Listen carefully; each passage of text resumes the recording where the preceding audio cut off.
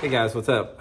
Welcome back here to today's edition of Intuitive Angling, and thanks for joining me for today's episode. Really appreciate that. And guys, today I want to talk about this press release that just came out by Lake.com a couple days ago that named Lake Okeechobee as the most dirty, polluted lake in the United States. This is disgusting. It should concern every bass angler out there, and I've got a lot of comments I want to make on this, and we're going to be pointing some fingers, and we're going to be offering some solutions as well. So we'll get into that today's episode, and also really look forward to your guys' comments on that. I'm also, guys, to get started, a couple of different things. Just want to invite everybody, anyone interested in booking an on-the-water lesson with me, just go to my Facebook page, Randy Blaukat Professional Angler. Shoot me a private message for details. I do instructional on-the-water lessons. You guys can learn any technique that you want to. And also, guys, thank you very much for everybody that's taken time to use and bookmark my Tackle Warehouse link. I know you guys hear me talking about that all the time, but thank you very much for me and my family. If you're one of the viewers that just, when you need to get some tackle, you just use my link there, because that's definitely supporting the channel, and we really appreciate that. Okay, guys, there was I guess a study that was done by Lake.com. They were, basically, surveying and, studying all the lakes across the country as far as which ones were the most polluted, which ones were the most clean. And out of all the lakes in the country, Lake Okeechobee was rated as the #1 most polluted, dirty lake in the country. I want to read you guys this press release they put out, and then I want to comment on it a little bit. And that's saying a lot, guys. Out of all the lakes we have in the country, to be ranked #1 in the most dirty, polluted lake says a lot. So here's what came out by Lake.com. They were saying Lake Okeechobee is rated the most polluted and dirty lake in the country due to high levels of lead, phosphorus, nitrogen, which is leading to high turbidity in the water and harmful algae and plankton growth. This contamination is the result of agricultural and urban runoff, including fertilizer runoff from sugarcane fields and cattle farms. Guys, this is nothing new. I got a lot I want to say on this right here. Here, let me give you a little backstory on this to sort of show you guys what has happened with this. When I first started going to Lake Okeechobee, of course, as soon as I start the video up, my neighbor starts running his weed eater. I'll try to get around the house here. But anyway, let me sort of give you a little backstory of this. The very first year I went to Lake Okeechobee for a Bassmaster tournament was in 1986. Now, back then, I don't know if some of you guys have fished Okeechobee, some of you haven't, but back in 1986, Lake Okeechobee didn't even look like the same lake as you have right now. The lake was really clear. It was pristine all over the place. You had these vast peppergrass fields and grass fields that went miles out into the lake with clear water everywhere. The water was even clear out in the middle of Lake Okeechobee. And it was like a bass fishing paradise. It was unbelievable. You could catch fish all over the lake, basically. Now, fast forward to 2025, it's a mud pit. And even though Lake Okeechobee puts out a bunch of big fish still, that is because all the fish are grouped up and congregated in a very small part of the lake that has clear water, because the bass on Lake Okeechobee can't survive in that turbid, that algae nutrient overloaded water. Most of Lake Okeechobee is a mud pit now that doesn't have any bass in it, and you've got just a couple different sections of the lake that are filtered by a little bit of vegetation, and all those fish gravitate to that small part of a lake. So therefore, it creates this illusion that Lake Okeechobee is awesome because you hear all these 30-pound bags caught down there, but in reality, it's in the death throes because the lake is shrinking and shrinking and shrinking. Now, a couple different problems with this before I get into the actual real reason of the problem. There is a lot of denial of reality on what's happened in Lake Okeechobee that has perpetuated a lot from the guides on Lake Okeechobee. There's a lot of guides on Lake Okeechobee, and they are not going to say anything that disparages the lake because that's their livelihood. I get it. So they're always going to be talking about how great Lake Okeechobee is, and deny the reality of the situation, that it's a polluted mud hole that is the most polluted lake in the country. Okay, now here's what's happened. If you guys have ever been down at Okeechobee, and you know, you got these burning sugarcane fields all over the place, and you got cattle farms everywhere, which, as Lake.com pointed out in the press release, is the reason for the pollution down there. Here is the problem, and here's the widespread problem we have everywhere.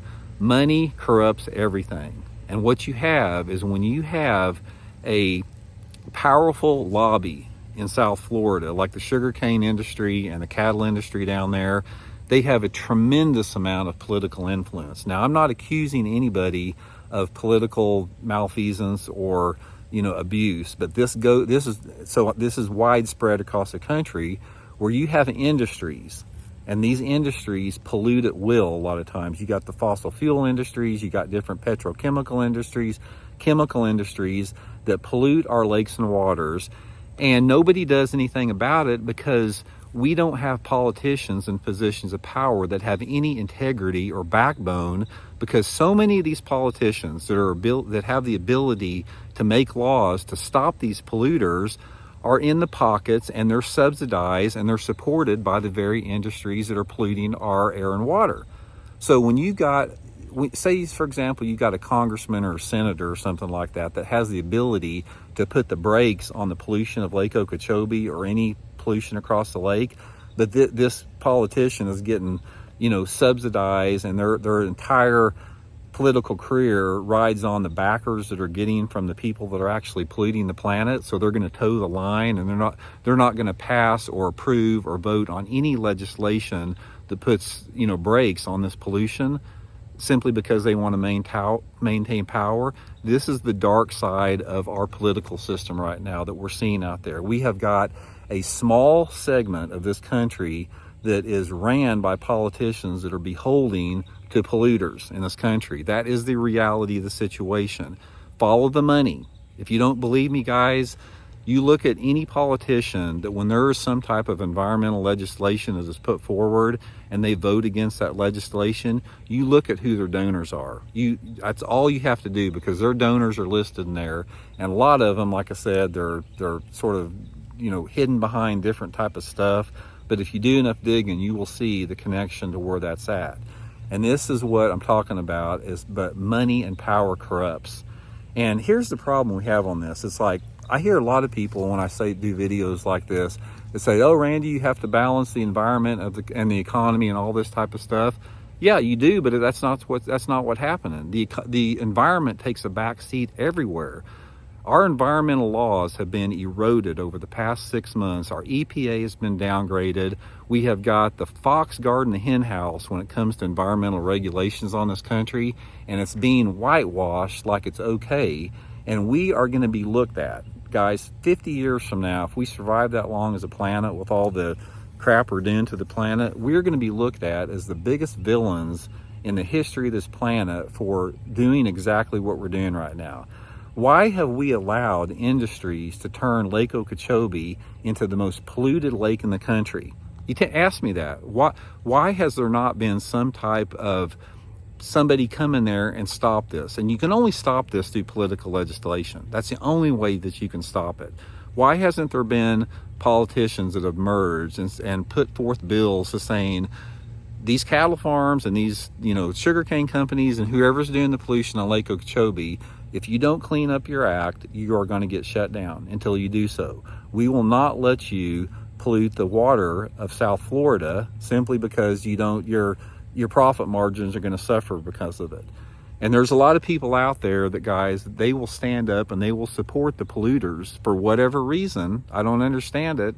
It's like you're cheering on for a heart attack or cancer to take your life. That's basically what it amounts to. And we have entered a period of surreal political power and influence in this country that is degrading our ability of this planet to sustain itself. That's the bottom line with it. And you can deny it, you can sugarcoat it, you can say it doesn't exist, you can say it's some libtard conspiracy theory, but in reality of the situation, guys, we are doing nothing but hurting ourselves, because we don't protect this planet for the planet. The planet is going to spit us up and chew us out in a second for what we're doing to this planet now. we protect this planet for the sustainability of the human race and the other creatures are on it. That's what people don't understand. And when you live out of balance, and when you interject and you start polluting and you start doing stuff that interrupts the food cycle and the food chain, it's a recipe for disaster. Because here's what happens. Let's take Lake Okeechobee, for example. Let's say all this phosphorus and nitrogen and lead and, you know, everything that's coming into the lake is turning the lake turbid. You've got, let's say it affects something. It affects a plant on Lake Okeechobee. Say there's some aquatic vegetation that it affects and kills that out. Now there's part of that food chain. There's something within that food chain that relies upon that vegetation. And then there's also something in that food chain that relies on that creature that was dependent upon that vegetation. And then it goes on and on and on. So it's like when you disrupt the cycle and the balance of environmental sustainability and the life cycles, it's not just the little microscopic fish or, you know, frogs or something like that that it affects. It eventually affects the whole food chain up to the humans. So that's what a lot of these people, these, you know, knuckle dragging, science denying politicians that they care nothing except for gaslighting the public and lying to the public and trying to gain as much power and money as they can. It's disgusting is what we're seeing right now. And we are going to be, again, looked upon as the biggest villains in the history of this planet if we don't start changing, if we don't have a complete paradigm shift. And if we don't have politicians with courage and backbone and integrity and honesty that stands up to these polluters and say, you guys aren't going to do this. We're going to shut your damn doors down if you don't stop turning Lake Okeechobee into a freaking bowl of pea soup. So anyway, guys, a little bit off the topic there, but that's how I feel about it. I'm unapologetic about it. You know, it's the reality of the situation and it's the world we live in. And like I said, that I've been saying a lot on the channel, power and greed corrupts everything. And if you see something that you don't like, trace it back to power and greed, and usually that's where the root of the cause is. So anyway, guys, hope you're well. We'll talk later.